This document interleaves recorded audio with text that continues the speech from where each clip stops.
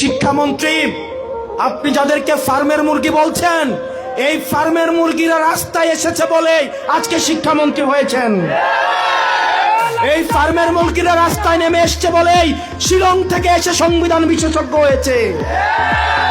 এই ফার্মের মুরগিরা রাস্তায় এসেছে বলেই আজকে লন্ডন থেকে এসে বাংলাদেশের প্রধানমন্ত্রিত্ব করছে। আমাদের একজন শিক্ষামন্ত্রী আমরা পেয়েছি, স্ট্যান্ড বাজিতে উস্তাদ এবং টেন্ডার বাজিতে উস্তাদ। ক্যামেরা স্ট্যান্ড বাজি, পিয়ার স্ট্যান্ড। মাননীয় শিক্ষামন্ত্রী সব জায়গায় গিয়ে বলে নকল আর চলবে না। 2026-এর শিক্ষার্থীরা আপনাদেরকে দেখিয়ে দিচ্ছে এই স্ট্যান্ড বাজি আর বাংলাদেশে চলবে না। হাঁটু সমান পানিতে, বুক সমান পানিতে 2026 সালের এইচএসসি পরীক্ষার্থীদের আপনি ডুবিয়ে ডুবিয়ে আপনি পরীক্ষা দিতে বাধ্য করেছেন। এবং একটা পরীক্ষার প্রশ্ন আপনি প্রণয়ন করেছেন। আপনি পরীক্ষার প্রশ্নের মধ্যে 2টা সৃজনশীলে আপনি ভুল দিয়ে রেখেছেন। একটা পরীক্ষার্থীর তখন মানসিক অবস্থা কি ধরনের হয় একবার চিন্তা করেন।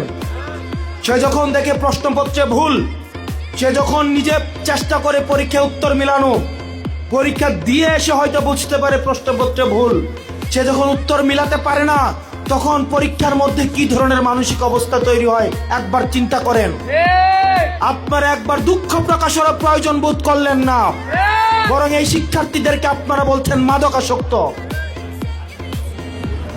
এই শিক্ষামন্ত্রী, আপনি যাদেরকে ফার্মের মুরগি বলছেন, এই ফার্মের মুরগিরা রাস্তায় এসেছে বলে আজকে শিক্ষামন্ত্রী হয়েছেন। এই ফার্মের মুরগিরা রাস্তায় নেমে এসছে বলেই শিলং থেকে এসে সংবিধান বিশেষজ্ঞ হয়েছে। এই ফার্মের মুরগিরা রাস্তায় এসেছে বলেই আজকে লন্ডন থেকে এসে বাংলাদেশের প্রধানমন্ত্রিত্ব করছে।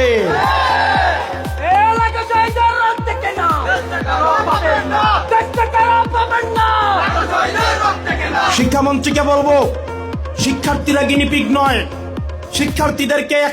শিক্ষার্থীদেরকে নিয়ে এক্সপেরিমেন্ট বন্ধ করুন।